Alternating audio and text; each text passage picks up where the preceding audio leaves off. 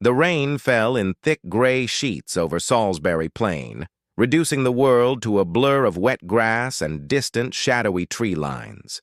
For the men of the household cavalry, assembled under the corrugated iron roof of the firing range's shelter, it was just another miserable Tuesday.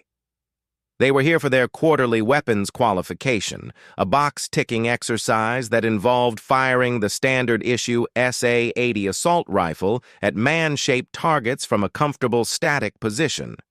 For them, it was a social occasion, punctuated by bursts of controlled noise. For John, it was an exercise in patience. John stood at the back of the shelter, his posture relaxed but his eyes constantly moving, scanning the horizon in a way that was so ingrained it was as natural as breathing. He was the new guy, the old new guy. At 43, he was a decade older than most of the men here, his face weathered and bearing the faint silvery line of an old scar that ran from his temple into his close-cropped gray hair. He wore the same green waterproof jacket as everyone else, but on him, it looked less like a uniform and more like a tool. "All right, Granddad, you're up on lane 3, a young lance corporal with a smirk called out, gesturing with the barrel of his rifle. A few of the lads nearby snickered. The nickname had stuck since John arrived at the unit 6 months ago. He was polite, efficient, and did his job as a ceremonial royal guard, standing motionless outside the palaces, conducting the troop changes, with a quiet, almost unnerving precision. But he kept to himself. He didn't go to the pub with the lads, didn't join in the barrack room banter about football or leave. Or his lack of ego, they mistook for meekness. His silence, they mistook for stupidity. "Lane 3, John repeated calmly, his voice a low rumble that seemed to carry an odd weight. He picked up the standard-issue L85A2, checking its action with a series of smooth, economical movements that were so fast they were almost imperceptible. It was a habit he couldn't break. Treat every weapon as if it's loaded. Know your weapon before it knows you. He walked to the designated firing point, the rain now drumming directly on his hood. Beside him, a young soldier from the lifeguards was already prone in the mud, complaining about the wet soaking through his trousers. John ignored him. He lay down, settling his body into the mud with a familiarity that was almost reptilian. He wasn't just lying on the ground. He was becoming a part of it. He adjusted his position by millimeters, feeling for the perfect bone support, the natural point of aim. He closed his eyes for a second, feeling the wind on his wet cheek, judging its speed and direction, not by a meter, but by the way the rain was falling. 7 miles per hour, gusting to 10, left to right. The targets popped up downrange, a series of figures at 300 meters. Beside him, the young guardsman opened fire, the sharp cracks of his rifle loud in the enclosed space. He was tense, fighting the weapon, his breaths short and uneven. John opened his eyes. The world sharpened into a series of data points. He exhaled slowly, a long, controlled release of air. At the bottom of that breath, when his heart seemed to pause between beats, he applied steady pressure to the trigger. Crack. The shot was perfect, a center mass hit. While he cycled the bolt, his movements unhurried. He wasn't thinking about aiming. His body knew how to aim. He was thinking about the wind, the drop, the Coriolis effect that at this short, laughable distance was absolutely irrelevant.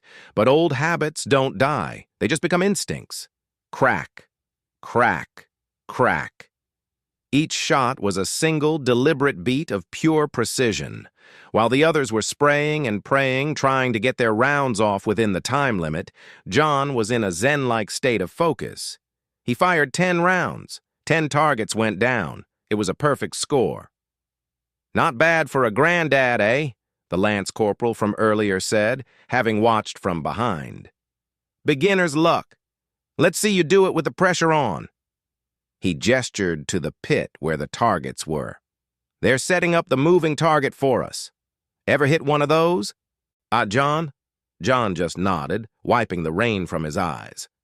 "Once or twice." The moving target was a simulated enemy, a silhouette that slid across a 200-meter track, exposed for only a few seconds. It was the hardest part of the qualification, and most soldiers were happy just to get a single hit. John's turn came. As he settled into position, he felt the familiar shift in his consciousness. It was the same feeling he'd had in the dusty hills of Afghanistan, in the cramped hide sites overlooking Taliban compounds, in the training jungles of Brunei where the heat and humidity were a physical enemy. The world narrowed to a tunnel.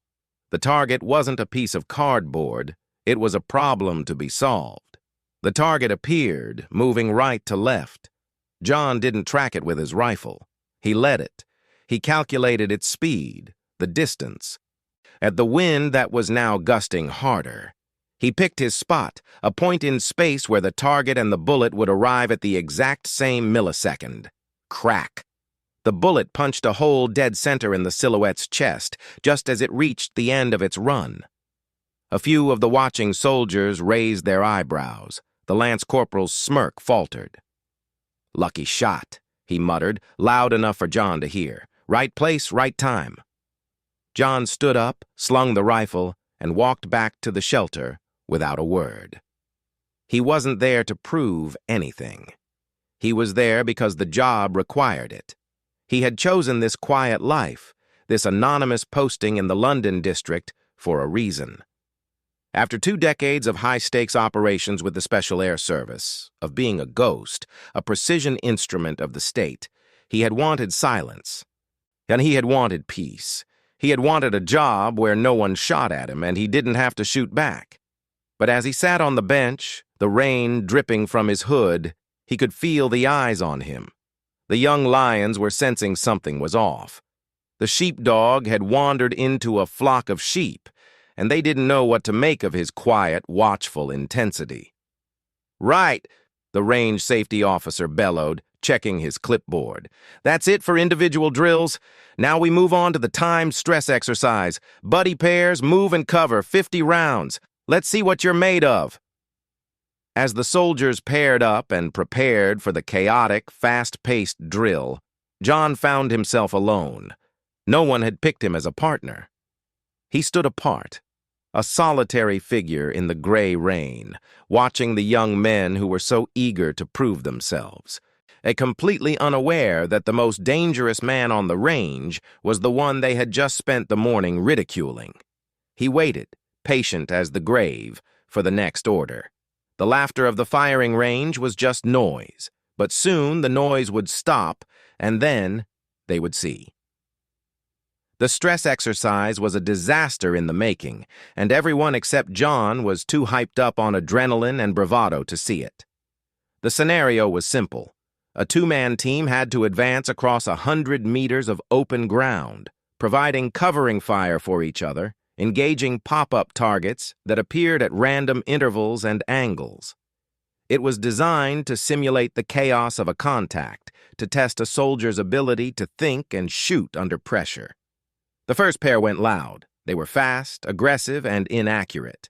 They burned through their ammunition, shouting at each other over the deafening roar of their rifles, their shots going wide as they struggled to control their breathing and their fear. They hit the final target, but only just. The lance corporal, whose name was Davies, went with a mate. They were cocky, laughing as they started, treating it like a video game. Halfway through, his mate's rifle jammed. Instead of going to ground and clearing it methodically, he panicked, standing up in the open, frantically slapping the side of the weapon. "Malfunction!" he screamed, his voice high and thin. Davies, instead of providing cover, turned to look at his mate, his own rifle dropping to his side. For a full 3 seconds, both men were standing still, perfect silhouettes against the green berm, completely exposed. "Dead. You're both dead," the range safety officer muttered, and shaking his head. "Next!" The pair trudged back, their bravado gone, replaced by sullen embarrassment. Finally, it was John's turn. but he still had no partner. "I'll go with him," a quiet voice said. It was Thompson, a young trooper who had recently transferred in. He was a quiet kid, not part of the main social group. He had watched John all morning. He had seen the way John moved, the way he shot. It wasn't luck. It was something else. "Fine," the RSO said. "Thompson, you're with John. Let's go." As they walked to the start point, John looked at the young man. "What's your name?" "Thompson, sir." "John. Just John." He paused, his eyes scanning the range ahead. "Thompson, here's the plan. I'll be the cover man. You're the movement man. I shoot, you move. When I move, you shoot. You see that big rock at 50 meters? That's your first position. You're going to run there low and fast. Don't look at the targets. Don't look at me. You look at the ground in front of you. I will put rounds on anything that threatens you. Understand?" Thompson nodded, his mouth dry. There was an authority in John's voice that was absolute. It wasn't a suggestion, it was a command. "Go!" John's rifle came up. He didn't just start shooting. He fired a single, precisely aimed round at the first target that appeared, far to the left. The crack was sharp, definitive. The target dropped. Thompson ran, his heart pounding.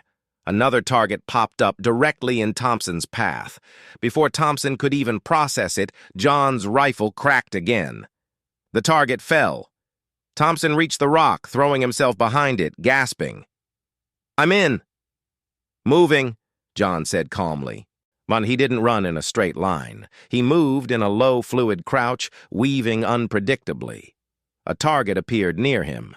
Thompson, remembering his orders, fired. His shot was wild, kicking up dirt 10 meters short, but it forced the target down, buying John time. John slid into the dirt beside Thompson. "Good. You suppressed him. That's all we need. Next position. That small ditch, 30 meters. They repeated the drill. Move, cover, shoot. Move, cover, shoot. To the watching soldiers, it looked almost boring. There was no shouting, no panic. Just the steady metronomic crack of John's rifle, each round finding its mark. They reached the final position, a low wall.